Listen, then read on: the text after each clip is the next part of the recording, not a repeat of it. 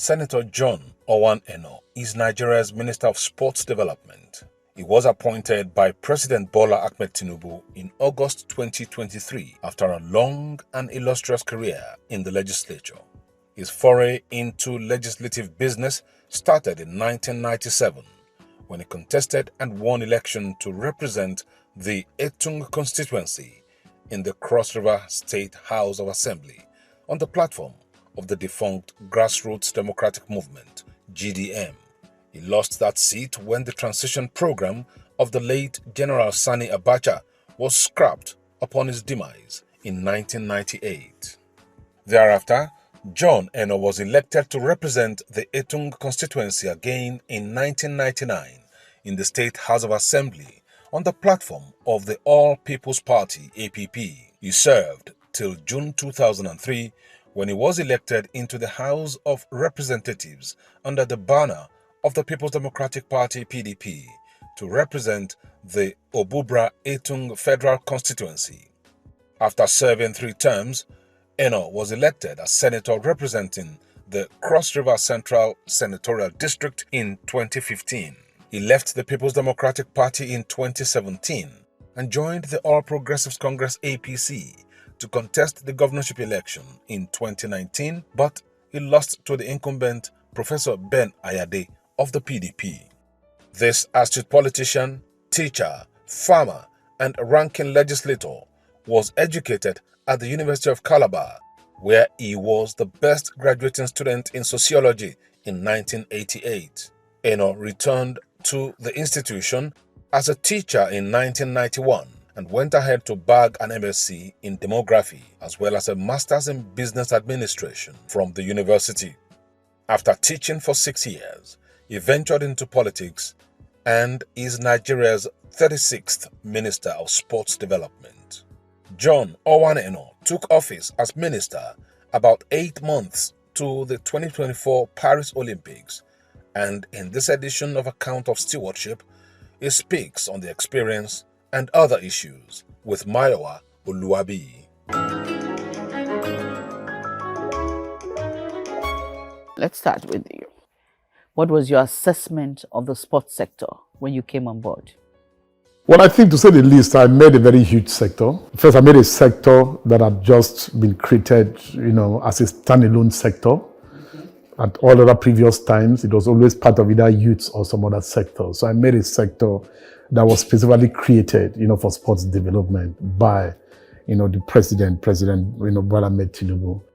And in that sector, I met a very excited people. I met a very engaging people. My very first few weeks, as minister, when I tried to do some movement around, I couldn't separate it from my regular politics back in Cross River because it was, greeted with the same crowds, the same people, the same, But I also met a sector that, required so much work to be done, so engaging and so empowering, but not really, seen or regarded, as important enough in terms of the various very critical people that should take decisions about what should happen.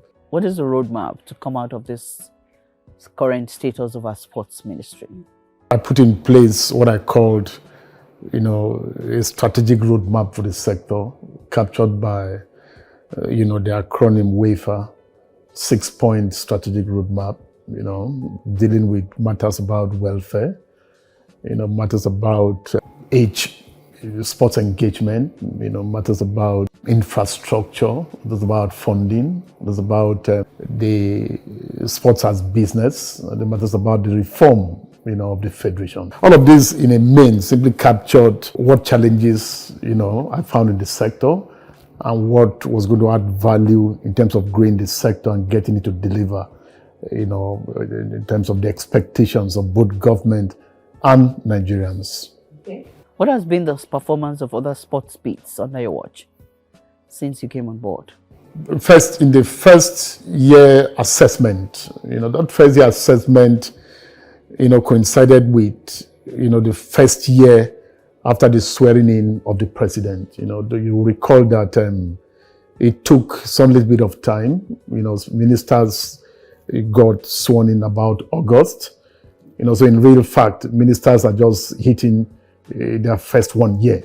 Yeah. But because we're not talking about 2 administrations, the first 1 year in terms of this administration has already, come and gone. That was about May 29th. Without being modest, the Minister of Sports Development was, generally speaking, it was among the top 10. Like, my response to some people was always like, it's not all the time that you find sports. Sports is so out there on its own. It's almost as if it's not part of government. You're just in your own turf. You're just doing your thing. So for sports to even get a mention amongst ministers that were considered that were working hard enough was in itself, it meant a lot. I was faced with about 4 more back-to-back competitions. I mean, unlike other sectors, the outcomes within the sports sector are immediately measurable because every day, on a continuous basis, we're competing with the rest of the sub-region, rest of Africa, and then the rest of the world. So we're daily competing. Our sportsmen and women are competing in all parts of the world on a continuous basis. So our outcomes are immediately measurable. Are we winning? Are we losing? I mean, all of that. Incidentally, 2 of these main competitions were supposed to have taken place back in 2003, but got shifted to 2004. Namely, the African Cup of Nations, AFCON, that held in Côte d'Ivoire, the African Games that held in Accra, Ghana. They were also supposed to have taken place last year in 2003 or 2023. So I was faced with that, and I had to compete. We couldn't say that because we just came, the rest of the world should give us time, or the rest of Africa. We had to go in, we competed. For the AFCON, African Cup of Nations, our country is a football-loving country. Football enjoys the greatest, followership. And is greeted with, the greatest, sentiments and all of that. Fortunately for me, fortunately for us as a country and as a ministry, without Nigerians expecting much, we qualified for the finals and played the finals and came back with the silver. In the last edition that held in Cameroon, the Nigerian national team didn't proceed beyond the group stages.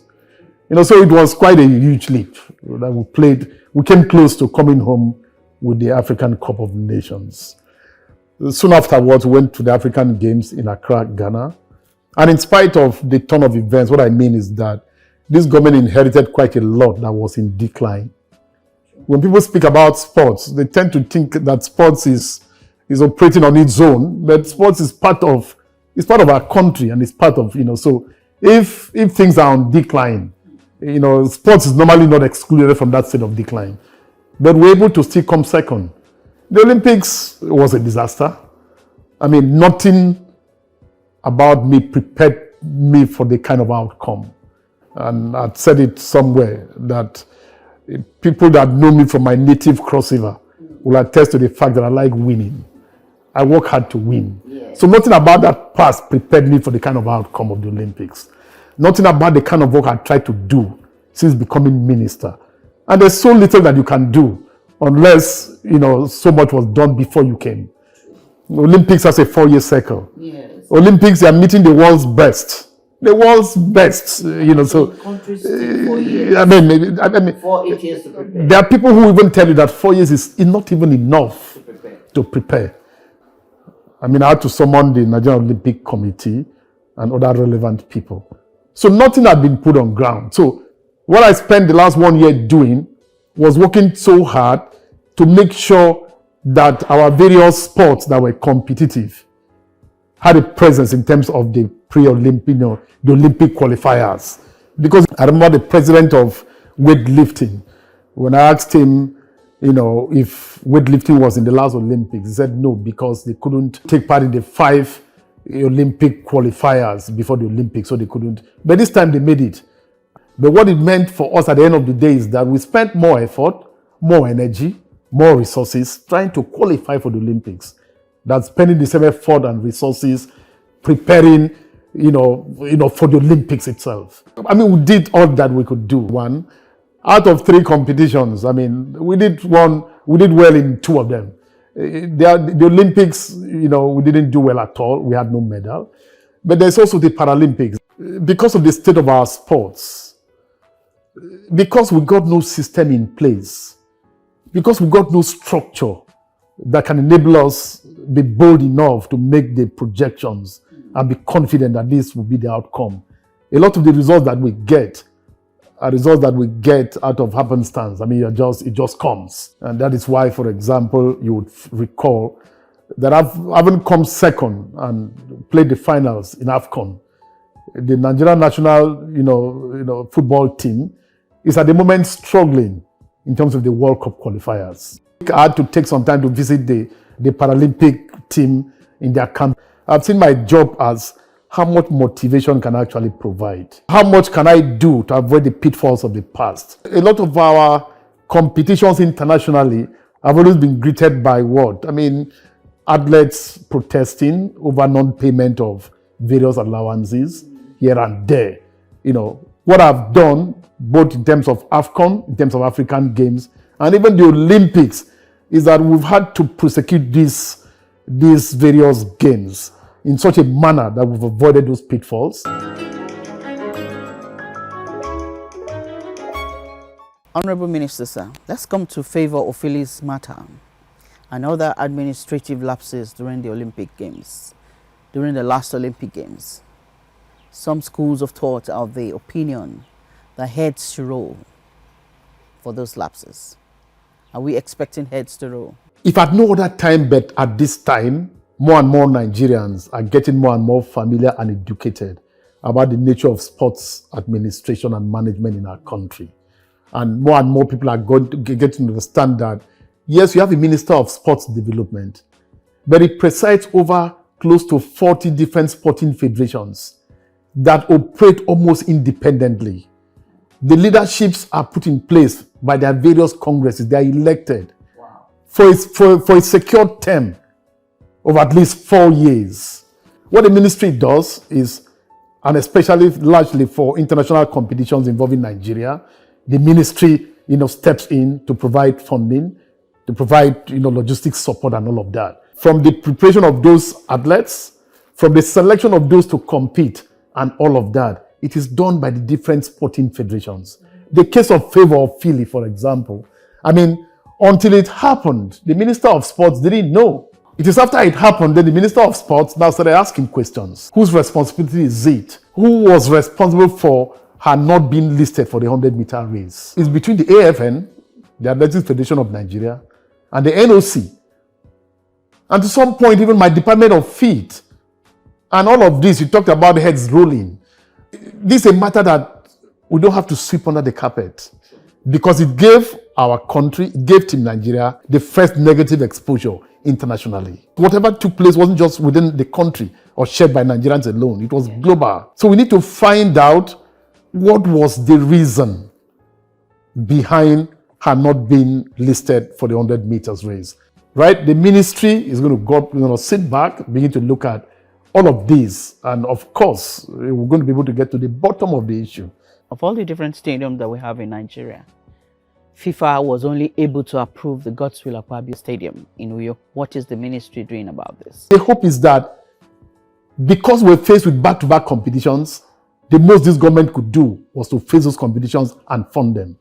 And this government will begin to attend to those teaching problems that have remained systemic and have continued to affect the outcome in Nigerian sports. You talked about the stadium and all that. I've also had cause to mention that we need to remain thankful to the current Senate President, Godswill Akpabio, that as governor of Akwa Ibom State, he built the stadium in Uyo. If he didn't build that stadium, very shamefully, I'm sure matches, FIFA and CAF matches involving Nigeria would have been going to a neighboring country to go and play. That in itself speaks a lot about the state of our facilities. So our sporting problems are systemic, from lack of facilities. You're talking about Olympics. How many training facilities do we have sport by sport? There are people who tell you to get results. You need to have training facilities that, even if they're going to mean people going to those facilities every day as if they're going to school. Yeah. Training and training and training to be able to produce a medal at the Olympics. So all of these are part of the problems. Fortunately, again, this government will soon conclude the final concessioning of the National Stadium in Surulere, Lagos. The hope is that when that takes place, right, that is going to change that facility and change it forever. And there are quite a number of things that need to be done to be able to get our facilities to a point in which we can actually depend, we can actually use them. We understand that part of the shortfalls of the Olympic was there has always been a systemic thing in Nigeria, us not preparing early enough for the Olympics and so many other games. Now we need to start tapping them young. What is the ministry doing about the grassroots sports development? Well, a couple of things. It's both government and the private sector players and the different sporting federations. In terms of government, the Ministry of Sports Development has 6 zonal offices. Those 6 zonal offices before now have existed more in name. I mean, as Sports Development Minister, I've visited a couple of them within the last 1 year. And I think that because of our focus on grassroots sports development, those zonal offices become our main anchor in the different zones because they are closer to the grassroots in the different zones. So the hope is that, we are going to re-energize this. We are hoping that some of the competitions that a lot of Nigerians of old were familiar with in terms of school sports, headmasters this and all of that. We are hoping that first we're going to have an engagement with the Ministry of Education that owns these schools and see what collaborative effort and work can be put in to see how we can get those to begin to happen. And so these zonal offices are going to come in handy. Second is that the ministry is also preparing now for its 8th edition of the National Youth Games. The National Youth Games are a ground where new talents, sporting talents are discovered. It's a competition that has all of the states competing, but at the youth level. The problem too is that when you do these games and you discover these talents, what do you do with them? So those are the questions that we need to answer, right? Because it is in answering them that you can get this groomed to elite status, to a point in which they can become competitive at the international level. So all of these are taking place. Beyond those that compete for us internationally, those who are elite, what are the federations doing in terms of what? The other younger people that should be like the feedstock to the elite athletes. All of these things we're going to try to see how we can get them achieved, just so that we can have a grassroots system, right, that will not be lacking, but so that we can also have a transition, what's going to happen to them, having discovered the athletes, what do you do with them until a point in which they can become competitive? Honorable Minister, sports has this great potential to generate revenue, to be an employer of labor, and invariably contribute to our GDP. How are you intending to actualize the business part of sports? When people look at sports, they look at sports more in terms of leisure and recreation. Fortunately, this administration inherited the National Sports Industry Policy, the NSIP, right, approved by the last Federal Executive Council, which drives sports as business, and I think that is the way to go. Since becoming Minister of Sports Development, we've had quite robust engagements with the private sector players. I mean, there are quite some MOUs that we've signed already. In those MOUs, the import of them is that they get the private sector more and more involved in our activities. They open up the ministry more towards a kind of business orientation and all of that. That is technically that is going on. There are a few incentives that government will need to provide. Government hasn't provided them yet. I was reading an article somewhere where the writer concluded with the last line by saying sports matters and talks about the fact of the competing demands upon government, the challenge of infrastructure, the challenge of insecurity, challenge of all of that, and whether government, has the luxury, amidst these challenges to now devote resources to sports. And it makes the argument and gives an example that maybe if government needs about $30 billion, right, to invest in the oil sector, to be able to produce to add 1 million barrels of crude more to the country's, daily oil production over a 10-year period. that what government will need to do to sports is going to be a very negligible amount, but that will achieve so much more. Do you get? So in spite of the business inclination or tendency, in spite of the fact that sports, has the potential, to generate XYZ, government will still need to provide that kick, to get it, to get to that point. But when you look at it in terms of the employment potentials in sports, when you look at it in terms of the engagement potentials for the youths, when you look at it in terms of how much sports contributes to liveliness, joy, excitement, by Nigerians, the sense of unity. So you continue to make the case.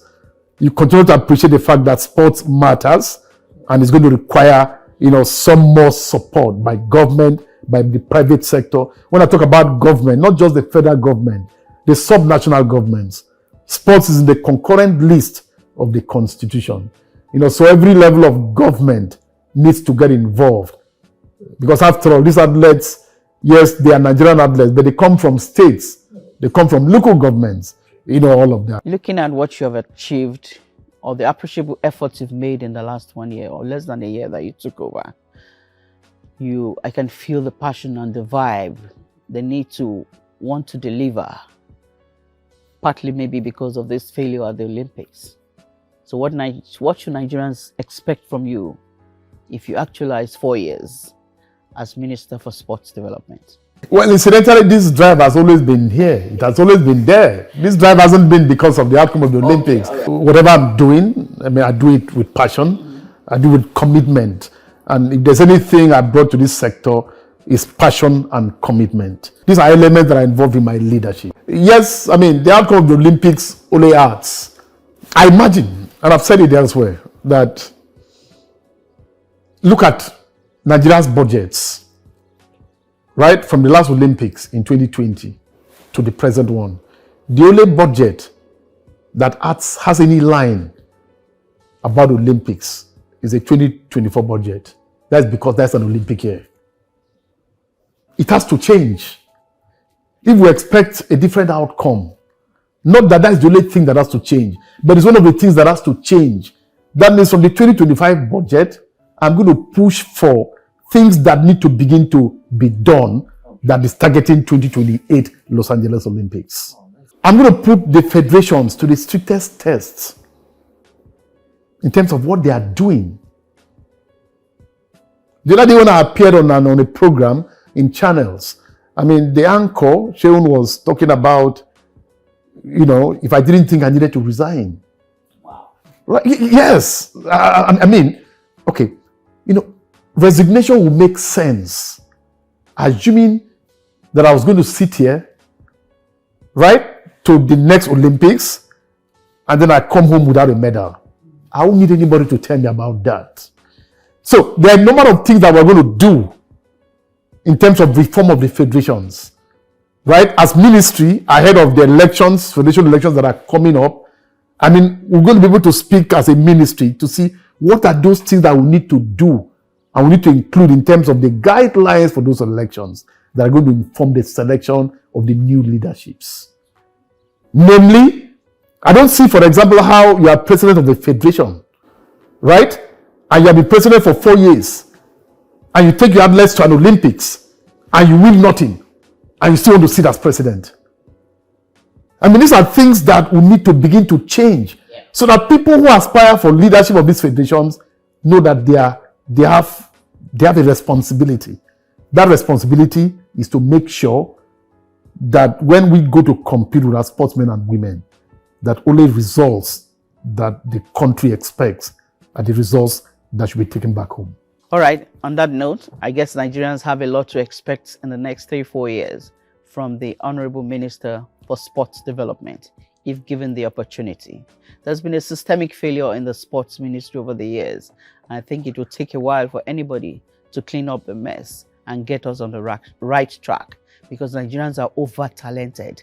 We have too many people talented in different sports in Nigeria for Nigeria to be lagging behind. So my name is Mayowa at Oluwabi. Let's keep keeping our leaders accountable. Thank you for watching.